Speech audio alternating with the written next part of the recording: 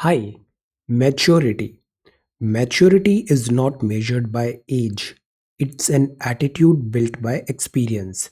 Today is 14th of February 2021. Let us have a quick discussion of all these important articles.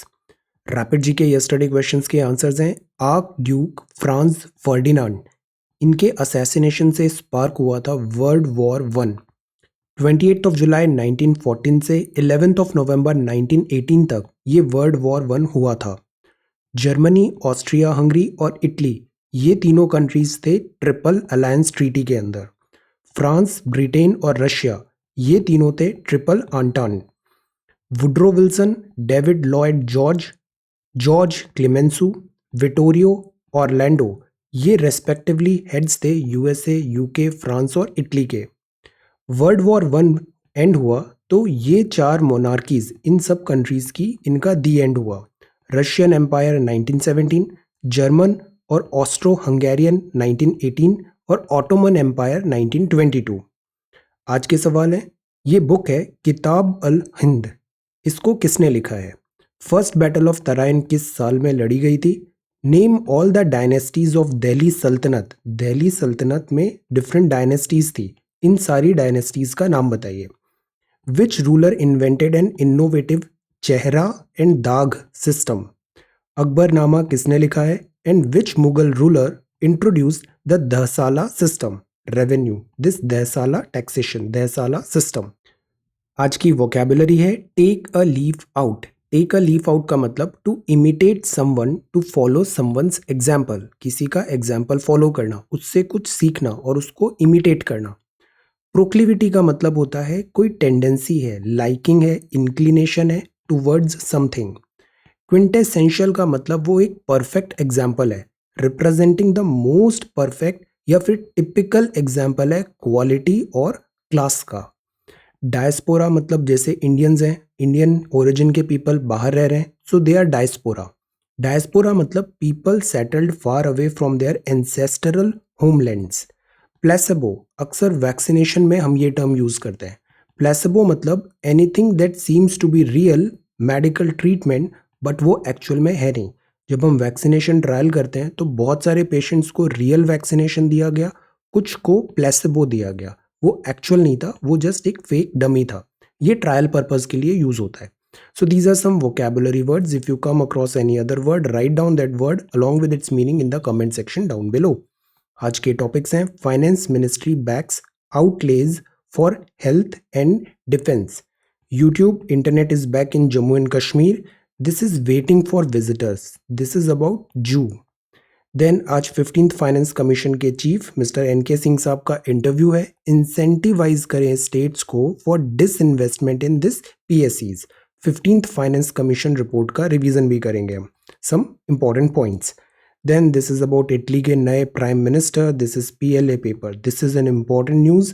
China का PLA paper एक release हुआ है जिसमें Chinese strategy बताई गई है with respect to India.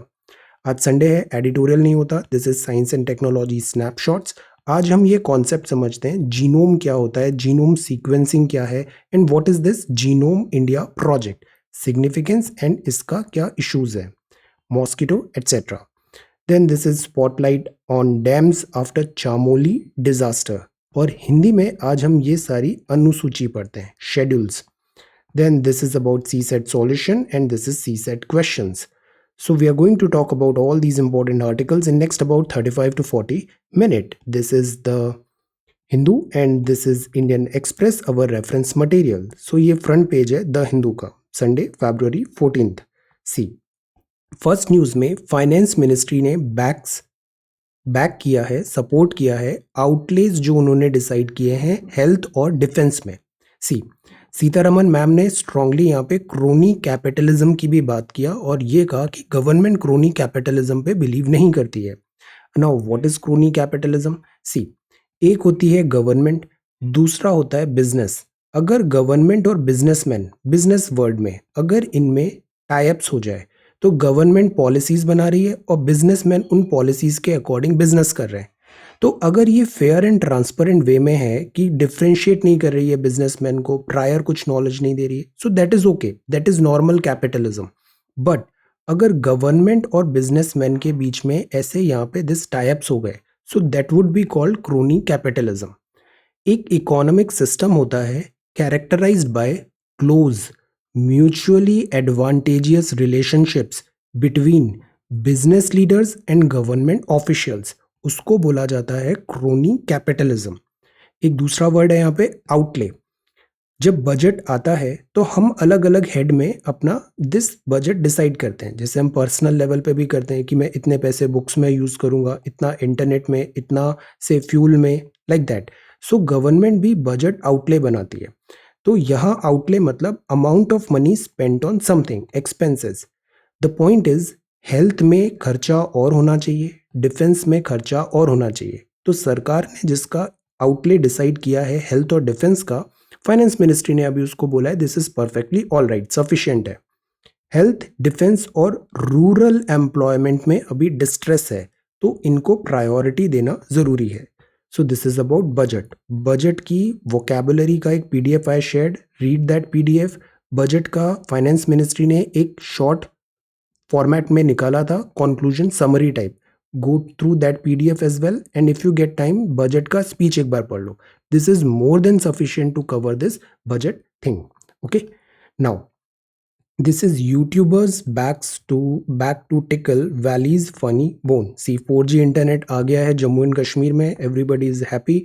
Jammu and Kashmir administration ने restore किया 4G मोबाइल इंटरनेट 18 महीने बाद, and the buzz back on valley, back with a bang. This is now see, कल होम मिनिस्टर ने यहाँ लोकसभा में अपने एड्रेस में कुछ पॉइंट्स भी बोले। होम मिनिस्टर ने कहा कि यूनियन टेरिटोरी स्टेटस जो जम्मू एंड कश्मीर का है फिलहाल के लिए, वो एक टेम्पररी मेजर है।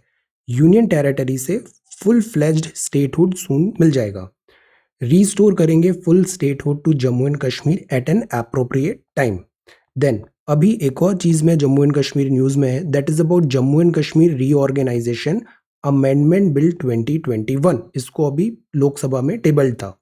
ऑगमट काडर की भी बात है, पहले जम्मू एंड कश्मीर था, इसको ऑगमट, दिस ऑगमट काडर में ऑल इंडिया सर्विसेज के इसमें इंक्लूड कर लिया गया है जम्मू एंड कश्मीर को। सो this is about Jammu and Kashmir UT status. Now next is waiting for visitors. Waiting for visitors ये डेली रूटीन है। वर्कर क्लीन कर रहे हैं हम्बोल्ड पेंगुइन्स को। हम्बोल्ड करंट कहाँ पे होता है आप बताओ, ये कोल्ड करंट है या वार्म करंट है? हम्बोल्ड करंट, इसका बहुत सिग्निफिकेंस है हम्बोल्ड करंट का। हम्बोल्ड पेंगुइन्स है, एनक्लोजर है बायकुला जू इन मुंबई। जू ओपन पब्लिक ऑन मंडे, और 11 महीने से ये लॉकडाउन में था। नाउ सी, पेंगुइन्स जो होते हैं ना, ये साउथ में रहते हैं अंटार्कटिका। पोलर बियर्स जो होते हैं ये नॉर्थ में रहते हैं, आर्कटिक नॉर्थ में। I was waiting for this article for quite some time. जो एनिमल्स रखते हैं हम जू में, आपको क्या लगता है, is it a good thing, is it a bad thing? Conservation होता है तो एक होता है इन सीटू कंजर्वेशन, दूसरा होता है ex situ conservation. In situ conservation मतलब जहाँ पर है वो उसका हैबिटेट है वहीं पे कंजर्व करो, और बाहर लाके कहीं हम ऐसे उसे कंजर्व कर रहे हैं जू वगैरह में, तो that is this ex situ. Now daily routine है, animals in captivity are zoos bad और गुड। जो चिड़ियाघर में ऐसे हम जानवर रखते हैं, लॉकडाउन हुआ, हम अपने घर में ऐसे कैद हो गए। नाउ इमेजिन इन एनिमल्स को ऐसे हमने लॉकडाउन करके रखा हुआ है पिंजड़ों में।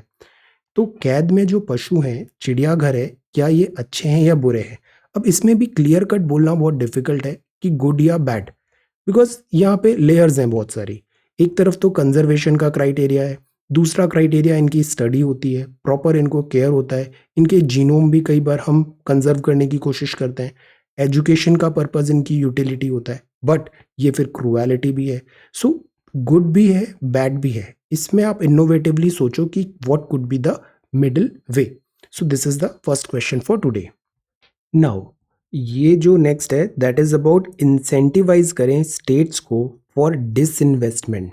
डिसइन्वेस्टमेंट, स्टेट्स को इंसेंटिवाइज करें डिसइन्वेस्टमेंट के लिए। मिनिमम गवर्नमेंट मैक्सिमम गवर्नेंस, ये आगे एक इंटरव्यू भी है, मैंने दोनों को एक साथ क्लब कर दिया है, और 15th फाइनेंस कमीशन की रिपोर्ट का भी कुछ पॉइंट्स है। एनके सिंह साहब चीफ थे, फाइनेंस पैनल के चीफ ने अप्रिशिएट किया है सेंटर को, states to come clean on their fiscal deficit position. Fiscal deficit खर्चे ज़्यादा आमदनी कम, इसमें they need to come clean. Bring off budget liabilities above board off budget, जैसे कुछ लाइबिलिटीज हैं जो बजट में मेंशन है, बोरो किया है हमने, तो वो बजट की लाइबिलिटीज में आपने दिखाया। बट जैसे गवर्नमेंट की कोई पीएसयूज है, पीएसयू ने लोन लिया, बोरो किया, तो ये गवर्नमेंट के डायरेक्ट सेंट्रल हेड के बजट में नहीं आएगा, तो ये ऑफ बजट बोरोविंग भी एक टर्म यूज होता है। तो जो ऑफ बजट है बोरोविंग और लाइबिलिटीज, इसको भी क्लैरिफाई करना जरूरी है।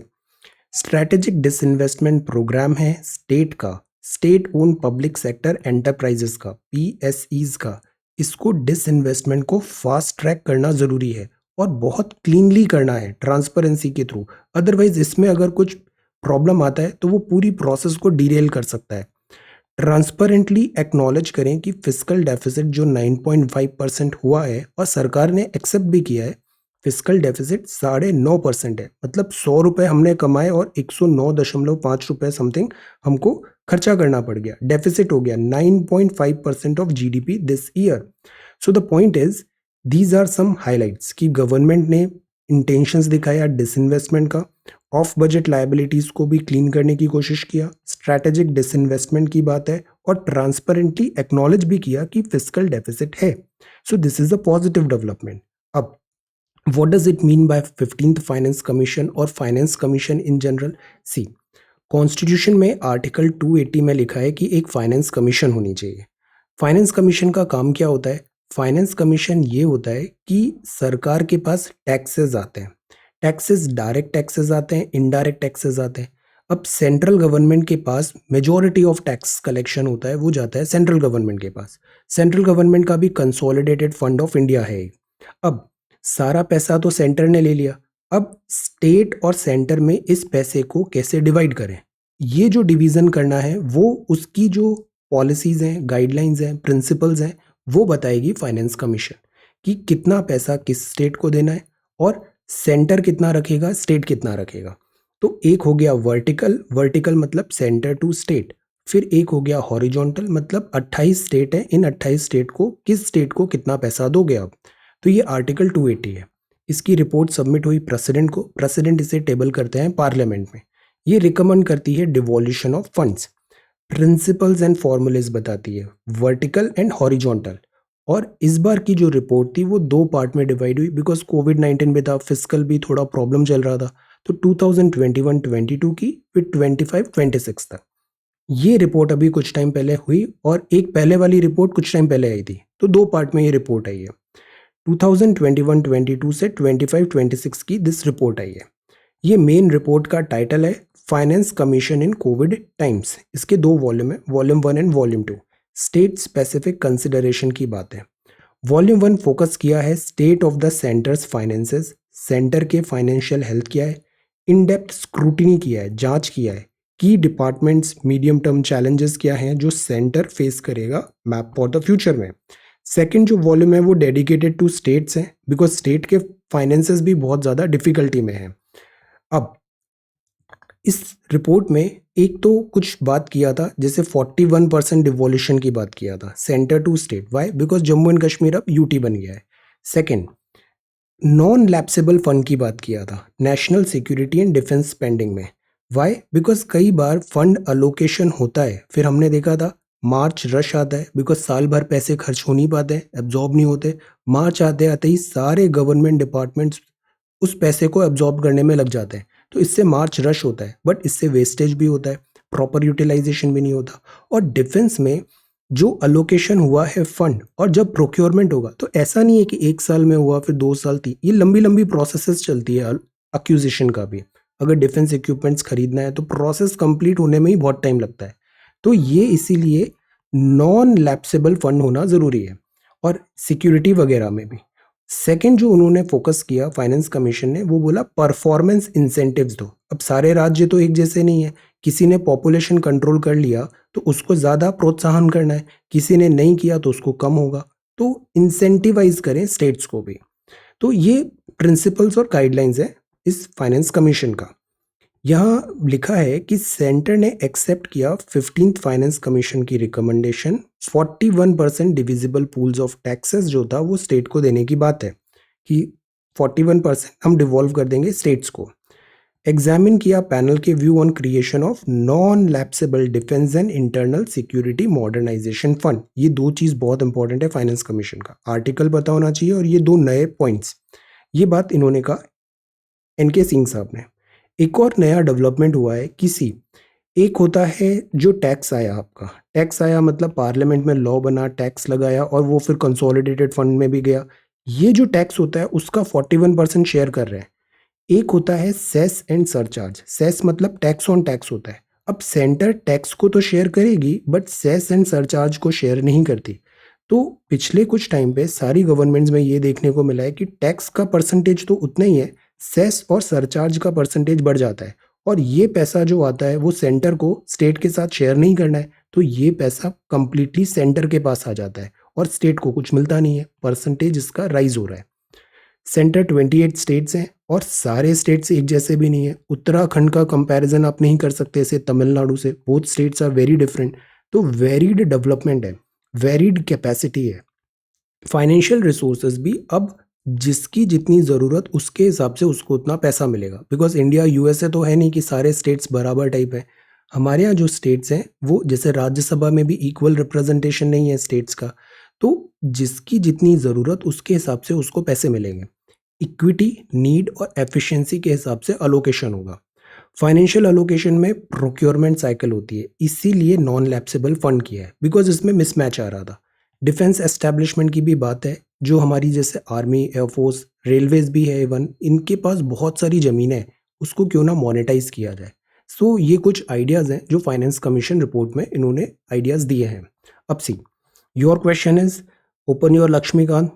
इसमें लास्ट में लिस्ट दिया हुआ है constitutional body, non constitutional body, like that.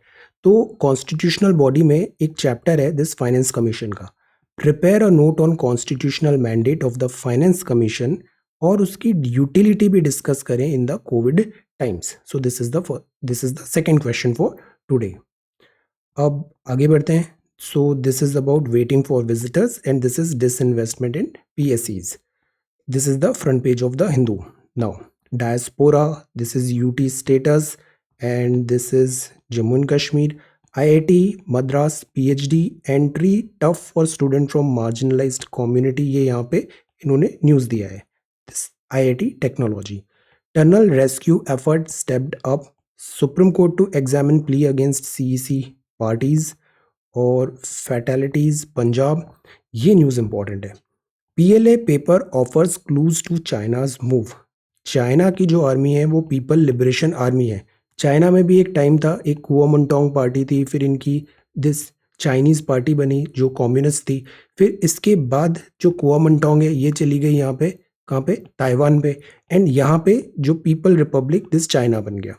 तो इसकी जो आर्मी है वो PLA पेपर है, इसने PLA पेपर निकाला है। पेपर मतलब it's a kind of think tank strategy. ये strategy with respect to India.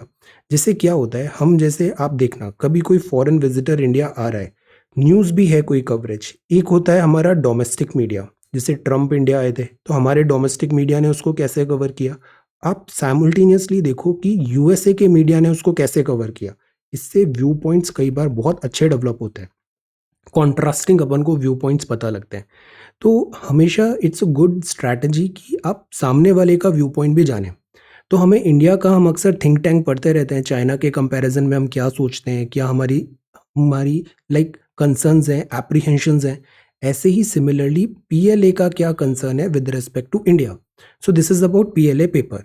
यहाँ जो बात किया है ब्रॉडली ये बात है कि चाइना भी ये एक्नॉलेज करता है, जैसे हम अक्सर बोलते हैं चाइना राइजिंग पावर है, चाइना भी एक्नॉलेज करता है कि India is also a rising power. ये सेक्शन इवेलुएट किया इंडिया की मिलिट्री स्ट्रैटेजी और इंडिया को कैसे डिस्क्राइब किया है, regional power in South Asia and the Indian Ocean, emerging major country that is in the midst of a rising, and international status है improving every day. तो ये China के think tank ने बोला। फिर यहाँ पे चाइना के थिंक टैंक ने ये भी बोला कि जो इंडिया के साथ, बिकॉज बॉर्डर प्रॉपरली डिमार्केटेड है नहीं कुछ एरियाज में, तो ये थोड़े फेस ऑफ बने रहेंगे, माइन्यूट फेस ऑफ, बट इसको एस्केलेट होने के चांसेस कम है कि इंडिया अटैक करे या चाइना अटैक करे, इसके चांसेस कम है। जो फाइट भी हुआ तो वो लिमिटेड होगा इस पॉकेट्स में जहां पर दिस क्लैरिटी नहीं है। सेकंड, इंडिया का राइज होता जा रहा है। सेकंड, जो एक और कंसर्न है चाइना को, कि चाइना को ये लगता है कि यूएसए हुआ, वेस्टर्न वर्ल्ड हुआ, वो इंडिया को यूज करेगा टू कंटेन चाइना। इंडिया और चाइना का यहाँ पे फेस ऑफ कराएगा और उसका गेन होगा दिस यूएस वेस्टर्न वर्ल्ड को। चाइना की स्ट्रैटेजी क्या है? चाइना की स्ट्रैटेजी भी यही है कि बहुत ज़्यादा एग्रेसिव नहीं हो दिस लैंड ग्रैबिंग में, at the same time acknowledge भी करे दिस इंडिया का राइज। क्वाड के ऊपर भी चाइना का कंसर्न है। What is Quad? This Japan, Australia, USA and India. So this is the thing. Once a decade military document है, इससे पहले भी आया था, लैंड इंडिया का फोकस होना चाहिए। इंडिया का फोकस लैंड है, बट अब जो नेक्स्ट फोकस है इंडिया का वो होना चाहिए सी। और सी पे अगर हमने रूल कर लिया, डोमिनेट कर लिया सी को, तो ये गेम चेंजर हो सकता है with respect to India China relations. See, Indian Ocean हमारा बैकयार्ड है, दैट इज वाई अक्सर हम आर्टिकल्स पढ़ते हैं। कुछ दिन पहले एक नेवी चीफ का आर्टिकल था कि इंडिया को थर्ड एयरक्राफ्ट कैरियर लेने की ज़रूरत क्यों है। ये जो सी है ना, ये एक ओपन ओशन है और इसमें एंडलेस अपॉर्चुनिटी है। लैंड पे तो फिर भी हमारे बॉटल नेक्स आ जाते हैं बहुत सारे।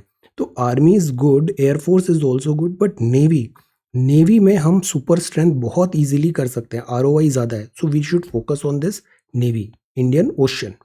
So this is PLA paper, think tank and strategies, Quad and Chinese strategy, future planning. Trump का इम्पीचमेंट फाइनल स्टेजेस में पहुंच रहा है, ट्रायल्स होंगे। Then mister Draghi sworn in as new prime minister as Italy hopes to turn the pages, कोविड-19 से Italy बहुत बुरी तरह पिटा है। Then this is Oxford vaccination के ट्रायल बच्चों पे स्टार्ट होंगे। टेंशंस हाई है म्यांमार में, बहुत ज़्यादा प्रोटेस्ट हो रहे हैं, यूएस ने सैंक्शंस लगा दिया है। Let us see. China did not give data on early COVID-19 cases. It only gave a summary. WHO ने एक्सपर्ट किया, नथिंग सरप्राइजिंग, चाइना ने डेटा नहीं दिया। Massive fuel tanker fire in Afghanistan, Biden wants to shut prison at Guantanamo Bay. ये जब cold war था ना, तब ये काफ़ी ज़्यादा न्यूज़ में था। ये प्रिजन ग्वांटानामो बे प्रिजन था, terror suspect this. White house ने इसको क्लोज करने की बात किया है। Now see, defense fund to tap gross revenue receipt, not tax revenue. Defense fund tap करेगा gross revenue receipt, not tax revenue. Defense fund, और ये नॉन लैप्सेबल भी होगा। फाइनेंस कमीशन ने ये कहा। 1.5 लाख करोड़ का 5 साल तक consolidated fund of India, monetise करें डिफेंस को, और इससे क्या होगा, डिफेंस लैंड को, और इससे जनरेट होगा resources. So this is the thing. Vodafone के लॉसेस कम हो रहे हैं, ओएनजीसी का प्रॉफिट डाइव हो गया है, this is Birla group. Then this is equity, और पेट्रोल 100 रुपी टच कर रहा है, this is science and tech. Science and tech में स्नैपशॉट्स हैं। स्नैपशॉट्स में पहला है ब्लैक होल क्लस्टर, एक नया क्लस्टर मिला है, star astrology. Then this is stars, 7800 light years lie है एरा कॉन्स्टिलेशन में। क्लोजेस्ट ग्लोबुलर क्लस्टर है ये अर्थ के पास। ये हब्बल टेलीस्कोप बहुत फेमस है, हब्बल स्पेस टेलीस्कोप। इससे हमने इसको देखा, टेली मतलब दूर का, माइक्रो मतलब पास का, तो टेलीस्कोप, माइक्रोस्कोप। तो this is some galaxy star constellation जो अभी हमें मिला है, दिस सर्च हुआ है core collapse globular cluster. Second है virus and climate change. Again SARS-CoV-2 हुआ, ये हुआ because of this bat animal to human zoonotic diseases. So the point is, threat ये लग रहा है यहाँ पे कि this is not the first one, और चाइना में हॉटस्पॉट है बैट बॉर्न कोरोना वायरस का। इससे फॉरेस्ट हैबिटेट्स जो हैं, फॉरेस्ट क्या होते हैं, फॉरेस्ट रिजर्वायर होते हैं बहुत सारे वायरसेस एंड डिसीज का। अब ये सेट ओपन हो रहे हैं, सेट लूज है, और ह्यूमन हैबिटेट में ये ज़्यादा से ज़्यादा अब एंटर करेंगे, Yunnan province. Virus and climate change, and one region is this climate change. Small differences, this is skull. Homo sapiens, हम ज़्यादा पुराने हैं नहीं, होमोसेपियंस जो प्रेजेंट फॉर्म में आए, तो हमारा भी इवोल्यूशन हुआ है ऐसे स्कल का, स्कल भी साइज बड़ा हुआ, कॉग्निटिव वेरिएशन ज़्यादा है, this is the thing. Neanderthal, this Denisovans, Neanderthal and Denisovan, ये हैं predecessor. Cognitive variation between modern humans and our predecessor such as Neanderthal and Denisovan. Okay, so this यहाँ पे आया है, कॉग्निटिव एबिलिटी ग्रेजुअली इंप्रूव हुई है। Then ये water on Mars है, एक नया फाइंडिंग मिला है। ये जो मार्स है, मार्स की सिमिलैरिटी बहुत ज़्यादा है अर्थ के साथ, जो उसका साइज है, स्पिन है, इसके चारों तरफ रिवॉल्यूशन है सन का, that is very similar to earth. तो हम सोचते हैं कि क्यों ना यहाँ पे इन फ्यूचर ये भी एक हैबिटेबल प्लैनेट बन पाए हमारे यहाँ। हैबिटेबल प्लैनेट बनने के लिए यहाँ पे वाटर होना बहुत ज़रूरी है। तो यहाँ पे हमें ऐसे कुछ ट्रेसेस दिखे गए हैं नए रिसर्च में। नाउ ये स्नैपशॉट था, cluster virus and climate change, small differences है, skulls, and this is water on Mars. This news is about दो वैक्सीन ऑलरेडी अप्रूव हो गए, can placebos be used in trial. Ethical perspective में all persons in a control arm should at least receive the standard of care. यहाँ ये बात है कि vaccination का ट्रायल्स जो चल रहे थे, तो कुछ पेशेंट्स को प्लेसेबो दिया जाता है। प्लेसेबो मतलब वो एक्चुअल वैक्सीनेशन नहीं है, और कुछ को वैक्सीनेशन दिया जाता है, प्रॉपर वैक्सीनेशन, और ये पता नहीं रहता है कि किसको क्या दिया है, पेशेंट को नहीं बताया जाता है। फिर इनकी स्टडी की जाती है और उससे फिर कॉन्क्लूसिव रिजल्ट्स मिलते हैं। अगर पहले से बता दें तो फिर स्टडी डिफिकल्ट होगा, वो फेयर ट्रांसपेरेंट नहीं होगा। So this is the thing, placebo. कोविड-19 बहुत ज़्यादा ड्वेल नहीं करना है, know the basics, that's all. Plumbing the dark genome for new genes, ये है, this can aid diagnosis, cure diseases, ये नया रिविलेशन है। Mutation in the novel region do have physiological consequences. Mutation, genes modify हो रहे हैं, mutation. Plumbing the dark genome for new genes, ये article है। Then this article is about genome map है, malaria vector का। इन सबको हम क्लब करके एक साथ पढ़ते हैं कि ये जीनोम है क्या। इसमें हम जीनोम इंडिया मैप भी देख लेते हैं। सी, जो हमारी बॉडी बनी है, जेनेटिक होता है, deoxyribo nucleic acid, DNA. DNA में बेस पेयर है, शुगर फॉस्फेट की बैकबोन है। ओके, तो ऐसा कुछ ऐसा स्ट्रक्चर होता है इसका। इसमें एडेनाइन आता है, थाइमाइन आता है, साइटोसाइन आता है और गुआनाइन आता है। दीज आर लाइक, ये यहाँ पे इंक्लूडेड है। नाउ ये जो होते हैं फॉस्फेट ग्रुप से, नाइट्रोजिनस बेस है, शुगर न्यूक्लियोटाइड है। अब ये जो है ना, जैसे adenine, thymine, cytosine, this is adenine, guanine, इनकी एक सीक्वेंस होती है। हमारे पूरे सेल्स में, डीएनए में इसकी एक सीक्वेंस होती है, और ये सीक्वेंस यूनिक भी हो सकती है, sequence specific species wise differ भी होती है। तो अगर हम ये सारी सीक्वेंस देख लें तो हम उसका डीएनए मैप प्रिपेयर कर लिया है हमने, डीएनए सीक्वेंस बना लिया है, genetic map. This is genetic mapping. So what is genome? Every organism का जो जेनेटिक कोड है वो कंटेंट होता है दिस डीऑक्सीराइबो न्यूक्लिक एसिड में, और डीएनए है बिल्डिंग ब्लॉक ऑफ लाइफ। ये जो डीएनए है, this DNA it is building block of life. Discovery जो डीएनए की थी वो थी डबल हेलिक्स स्ट्रक्चर फाइंड किया था जेम्स वॉटसन ने और फ्रांसिस क्रिक ने 1953 में। और इसी से हमारी क्वेस्ट, तलाश चालू हो गई, अंडरस्टैंड करें how genes dictate life. Genes अलग है, म्यूटेशन हो रहा है, जीन्स है, जेनेटिक ट्रेट्स हैं हमारे, जैसे स्किन कलर अलग है या फिर आईज अलग है, फीचर्स अलग है। Why? Because of this genetic variation.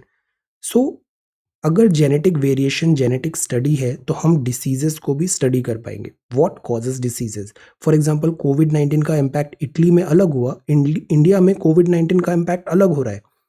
Genome is all the genetic matter in an organism. तो सारा जेनेटिक मैटर है वो कलेक्टिवली कहला रहा है this genome. It is defined as organism का complete set of DNA including all of its gene. Each genome contains all of the information, सारी information इस छोटे जीनोम में है, needed to build and maintain the organism. Humans में copy of the entire genome contain more than 3 billion DNA base pair. Now see, ये base pair देखे ना, adenine, thymine, cytosine, guanine, ऐसे करके ये पूरे ऐसे 3 बिलियन से ज्यादा डीएनए बेस पेयर हैं।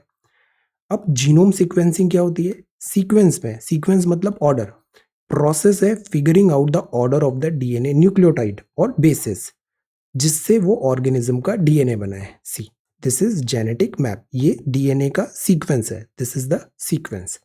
अब एक प्रोजेक्ट आता है जीनोम इंडिया मैप प्रोजेक्ट। सी, इससे पहले एक आया था ह्यूमन जीनोम प्रोजेक्ट। ये इंटरनेशनल प्रोग्राम था, 90 से 2003 के बीच में हुआ। इसमें हमने समझा ह्यूमंस के सारे जीनोम को, ह्यूमन जीनोम का स्टडी किया, मैपिंग किया, ताकि हम मेडिसिन बना सके, फार्मा फील्ड में उसको बेटर अंडरस्टैंड करें। बट ये जो ह्यूमन यहाँ पे यूज़ किया था हमने वो था दिस कॉकेशियन। कॉकेकस पर्वत है, जो यूरोपियंस है वो मोस्टली कॉकेशियन कहलाते हैं, तो ये कॉकेशियन थे ये। बट इंडियन जो है वो स्लाइटली डिफरेंट है, तो mapping of Indian gene pool भी करना चाहिए, बिकॉज इससे जो हमें बेटर अंडरस्टैंडिंग होगा मेडिसिन, एग्रीकल्चरल, बायोडाइवर्सिटी का। तो जो पहले ह्यूमन जीनोम प्रोजेक्ट था वो कॉकेशियंस पे था, now we are making this human Indian genome India map specifically for India. So this is genome India map. Now इसका एम क्या होगा, इंडिया के रेफरेंस में हम जीनोम को स्टडी करें। जो जीआईपी था वो एचजीपी इसके लिए था। दोनों से हम कुछ कंक्लूजन्स ड्रॉ करेंगे ऑब्वियसली। डाइवर्सिटी देखेंगे हम, हॉरिजॉन्टल डाइवर्सिटी, जैसे फर्स्ट माइग्रेंट्स आए थे फ्रॉम अफ्रीका से, फिर पीरियोडिक माइग्रेशन हुआ, जेनेटिक इंटरमिंगलिंग भी होती है रेसेस की, फिर वर्टिकल डाइवर्सिटी होती है जो ट्रेड्स पास होते हैं within some groups as a result of this endogamy. तो हॉरिजॉन्टल एंड वर्टिकल डाइवर्सिटी भी हम इसमें स्टडी करेंगे।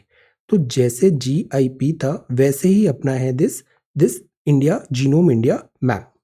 अब तो जीनोम क्या होता है हमें पता है, what is genome, what are these bases, adenine, thymine, cytosine, guanine. इन जीनोम को मैप करना क्यों जरूरी है, सीक्वेंसिंग जानना जरूरी है, so that we get a better understanding on 3 billion DNA base pair से जिस जीनोम में कंटेंट है। अब ब्रॉडली देखें तो सिग्निफिकेंस क्या होगा, इससे हम जो जीन रिलेटेड जेनेटिक डिसऑर्डर्स जैसे कई बार हम देखते हैं, जेनेटिक डिसीजेज है जो पास ऑन हो रही है from this parent to children, something like that. तो ये जो जेनेटिक डिसीजेज है इसका लिंक पता चलेगा, बेटर अंडरस्टैंडिंग ऑफ कैंसर हो सकता है, mapping population of diversity, roots पता लगेंगे पॉपुलेशन के, बेटर डायग्नोस्टिक एंड ट्रीटमेंट हो सकता है, एंड ड्रग एफिकेसी में भी हेल्प होगा। बट इससे इश्यूज भी है, जेनेटिक डिस्क्रिमिनेशन हो सकता है। एक तरफ तो हम रेसिज्म, कास्टिज्म इसको स्टॉप करने की कोशिश कर रहे हैं, और दूसरी तरफ हम इनको फर्दर ऐसे डिवाइड किया जा सकता है, जेनेटिक डिस्क्रिमिनेशन हो सकता है, this could be like misuse. Genome editing मतलब जैसे किसी में कोई जीन है, जैसे एक वर्ड हमने देखा था डिजाइनर बेबीज। डिजाइनर बेबीज, हमें रिक्वायर्ड ट्रेट्स चाहिए बेबीज में, उस जेनेटिक ट्रेट्स को हम एनकरेज किया, बाकी को कट कर दिया, तो ये तो अनएथिकल हो जाएगा। प्राइवेसी का एक बहुत बड़ा इशू है, और अनइक्वल एक्सेस भी होगा। कोविड-19 की वैक्सीनेशन में कुछ लोगों को मिल गई, कुछ लोगों को नहीं मिल रही है, अफ्रीकन एंड ऑल, तो अनइक्वल एक्सेस भी होगा। So there are some ethical and practical challenges हैं दिस जीनोम इंडिया प्रोजेक्ट में, सच टाइप ऑफ मैपिंग में। So this is genome. अब यहाँ पे सेम आर्टिकल में प्लम्बिंग द डार्क जीनोम की बात है। मलेरिया का जीनोम फाइंड करेंगे तो मलेरिया से स्टडी हम बेटर कर सकते हैं, फाइट बेटर कर सकते हैं। So this is genome. ये है नैनो फोटोनिक्स, हैदराबाद के साइंटिस्ट ने मैनिपुलेट किया इस टाइनी क्रिस्टल को। इसके भी एक माइक्रोन साइज क्रिस्टल है, एटॉमिक फोर्स माइक्रोस्कोपी से वेरिड केस यूज केसेस हो सकते हैं। Can tell hair reveal stress level in elephants. Elephant बहुत इंटेलिजेंट एनिमल होता है, स्ट्रेस में अक्सर देखना हो ऐसे दिस टेल को, दिस जो रहता है element, they grab this. So is it an indicator of stress level? Human and animal conflict is on rise. Now let us move further. So this is genome, malaria vector and tiny crystals. Next है this bait plant and control. यहाँ पे basically बात किया है इस Arsenal consulting found ने, कि जैसे कुछ एक्टिविस्ट थे जिनको इम्प्रिजन किया गया यहाँ पे, बाद में उनके कंप्यूटर में देखा तो वो कंप्यूटर हैक्ड था for past so much of time, remotely control था, सस्पिशियस मटेरियल वहाँ पे मिला, नेट वायर नाम का यूज़ हुआ वहाँ पे। नेट वायर क्या था, एक मेलवेयर था। आपको पता है इन सब में डिफरेंस क्या होता है, कुछ टाइम पहले हमने देखा था मेलवेयर क्या होता है, फिशिंग क्या होता है, बॉटनेट्स क्या होता है, वायरस क्या होता है, ट्रोजन क्या होता है, इनके डिफरेंसेस पता होना चाहिए। I will cover this again, कुछ टाइम पहले हमने देखा था सम मंथ्स बैक इनके differences.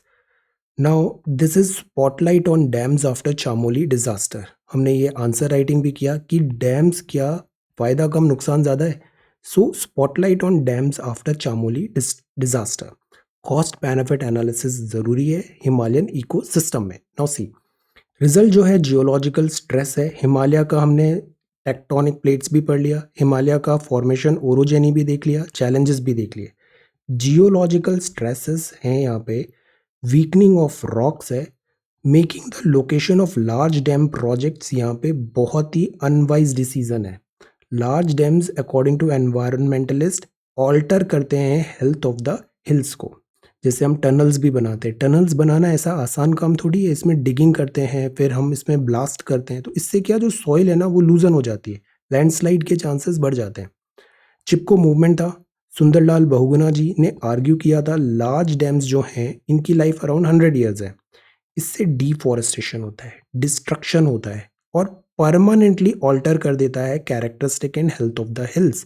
So the whole argument is spotlight dams after Chamoli disaster, is it a wise decision? See, nature के सामने we are nobody, so this is the thing. Probing the origins of कोविड-19 pandemic, ये exercise WHO कर रहा है ताकि पता चले सार्स कोव 2 ओरिजिन कहाँ से हुआ था, बट सी चाइना ने डेटा ही नहीं दिया। This is Tamil Nadu politics, the heights of constant friction, this is Pangong Tso lake, Pangong Tso lake. Then इसमें बहुत ज़्यादा ड्वेल नहीं करना है, you should know the location, अगर मैपिंग में आ गया where is Pangong Tso lake, अगर basic have a basic understanding, the heights of constant friction. The new network on the block, this is Clubhouse app and this is sports, Rohit Sharma कल बहुत अच्छी batting किया, so and this is Nadal Australian Open. Now यहाँ पे finance minister ने बताया government जो है दैट इज प्रो डेवलपमेंट है and there is nothing like this crony capitalism, ऐसा फाइनेंस मिनिस्टर ने कहा। Then this is Jammu and Kashmir, this is prime minister office, ये है next page, this is about एक ये नया हाईवेज बन रहा है, एक्सप्रेस वे बन रहा है नागपुर से मुंबई। जब भी रोड बनाते हैं ना तो लैंड एक्विजिशन एक बहुत बड़ा प्रॉब्लम होता है, जमीन दिस लेना, बिकॉज रोड बनाने के लिए फार्मर्स हैं और बहुत सारे रास्ते में आएंगे, उनका अब जमीन कैसे उसको रोड में डाइवर्ट करेंगे, बट इसमें फास्टेस्ट लैंड एक्विजिशन हुआ है इतने hectare in 18 month. Then this is economy, ULIP economy recovery हो रही है, फ्यूल बहुत महंगा होता जा रहा है। जी सेवन की कंट्रीज कौन कौन सी हैं? इंडिया को भी अभी G7 समिट होने वाला है, इंडिया प्राइम मिनिस्टर को भी वहाँ पे इनविटेशन मिला है। G7 help and recovery. Senate के वोट्स हैं, ट्रंप का यहाँ पे ट्रायल्स है, ऑक्सफोर्ड कोविड वैक्सीनेशन, म्यांमार में काफ़ी टर्मोइल है, strong quake strikes off Japan coast, and this is media, this is about answering nature's mother nature. So this is Indian Express. Now let us talk about this Hindi article. आज हम देखते हैं ये schedules कौन से हैं constitution में। जैसे प्रथम अनुसूची है, इसमें क्या है, अब सी जैसे इंडिया है ना, तो पहले जो जैसे ये 12 शेड्यूल है हमारे, 12 अनुसूचियां हैं। कॉन्स्टिट्यूशन है ना बहुत ब्यूटीफुल डॉक्यूमेंट है, हर चीज़ ना बहुत ऑर्डरली फैशन में। जैसे पहले सिटीजनशिप के बारे में दिया है, पहले नेम कंट्री वगैरह क्या है, फिर सिटीजनशिप है, इस टाइप से चीज़ें, फिर राइट्स के बारे में बात करेंगे, फिर राइट्स के साथ फिर डीपीएसपी आएगा, फिर ड्यूटीज़ आएगा, फिर यूनियन गवर्नमेंट आएगा, स्टेट, इस टाइप से बहुत सिस्टमेटिकली कॉन्स्टिट्यूशन अरेंज्ड है।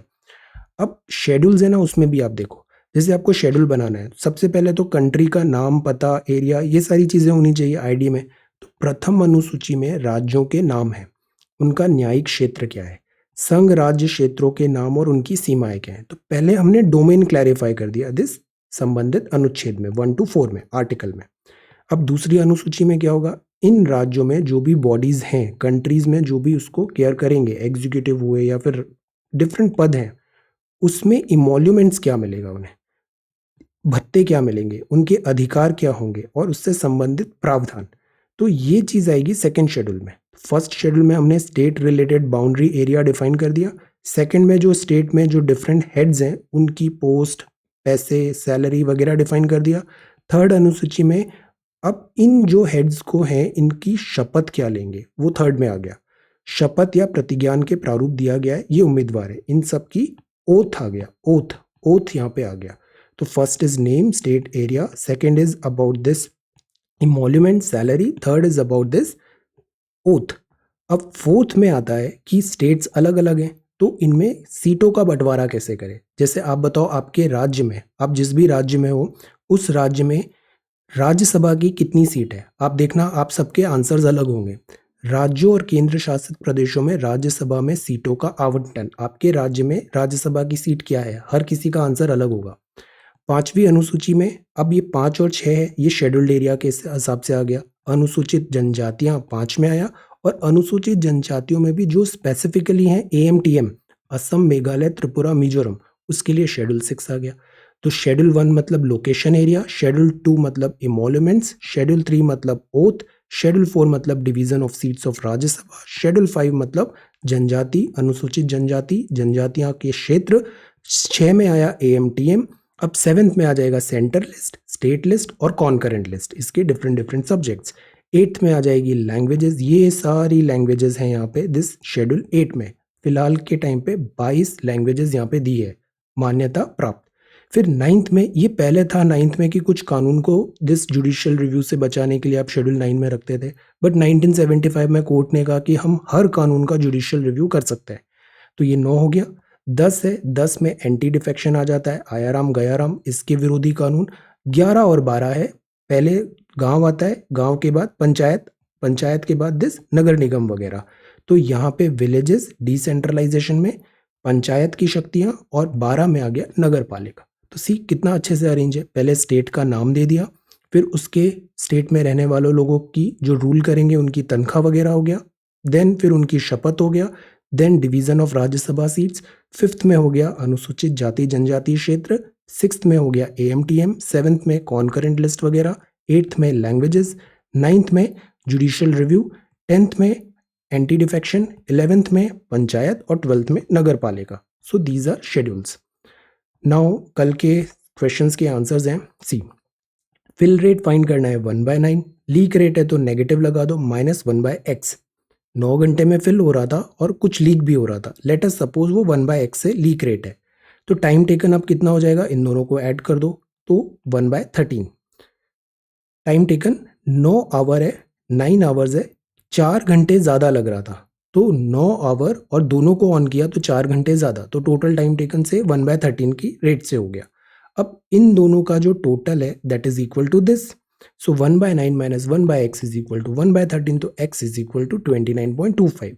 तो ऐसे सवालों में पाइप्स वगैरह में हमें बस यही याद रखना है, फिल कर रहा है तो प्लस, एम्प्टी कर रहा है तो माइनस, और सबको पर मिनट के हिसाब से आप फाइंड करो वैल्यूज और उन सबको इक्वेट कर दो, तो दिस इज द आंसर। ये भी सवाल था, time is inversely proportional to speed है, एक पाइप है 3 गुना तेजी से पाइप बी से है, और 32 मिनट फिर उसको कम लगता है बिकॉज तेजी ज़्यादा है, 3 टाइम्स फास्टर है। अब आपको बताना है दोनों ऑन होगा तो कितने टाइम पे वो फुल होगा। सी, अगर पाइप ए है पी मिनट लग रहा है तो बी को कितना टाइम लगेगा, 3p मिनट लगेगा बिकॉज बी स्लो है। अब दोनों में डिफरेंस कितना दिया है, दोनों में डिफरेंस दिया है 32 मिनट का, तो 3p minus P is 32, p is 16, तो पाइप ए 16 मिनट में, पाइप बी 48 मिनट में, 3p। तो अगर दोनों एक साथ ओपन किए तो इसका ये फॉर्मूला होता है, दोनों को multiply add plus, that is 12 minute.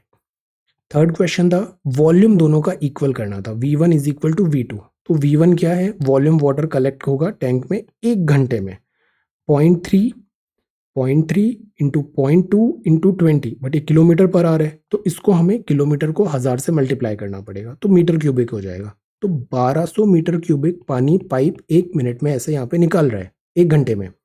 अगर टी आवर्स लग रहे हैं फिल करने में 12 मीटर में, तो अब इसका वॉल्यूम निकाल लो ग्राउंड का, टैंक का, लेंथ विड्थ और हाइट 12 मीटर, तो 1200 टी मतलब 1 घंटे में 1200 था, टी घंटे में 1200 टी हुआ, that is equal to this 200 into 150 into 12 metre height, तो इससे टी आ जाएगा 300 hours. So see 300 hours is the answer. So ये सॉल्यूशंस है। अब आज हम देखते हैं एज वाले कुछ सवाल, जैसे फादर ने सन को कहा, I was as old as you are at present at the time of your birth. I was as old as you are at present at the time of your birth. If the father age is 38 now, the son age 5 years back क्या होगी। ये पहला सवाल है, age related, ये बड़े common है, हर type of exams में पूछे जाते हैं, so try to think answer. Second, 10 साल में A will be twice as old as B was 10 years ago। 10 साल में A will be twice as old as B was 10 years ago। B 10 साल पहले जो था उससे डबल ए हो जाएगा 10 साल में। If A is now 9 years older than B, तो प्रेजेंट एज ऑफ बी क्या है, think think. Third, ratio of present age of P and Q 3:4 है। 5 साल बाद, अगो मतलब दिस बाद में, बिफोर मतलब पहले, रेशियो ऑफ देयर एज था अगो 5 years अगो मतलब आज से 5 साल पहले। Ratio of present age of P and Q 3:4 है, 5 years अगो आज से 5 साल पहले the ratio of their edges was 5:7। to find their present age. Okay, this is question number 3. Try to think, इसके solutions हम कल देखते हैं. So this is CSAT, this is Anusuchiya, this is Genome, snapshot, Science and Technology, Chinese PLA का paper, and Finance Commission. Or this is JU. So this is 14th of February 2021. Thank you so much for watching this video. Take care, study well, and be safe.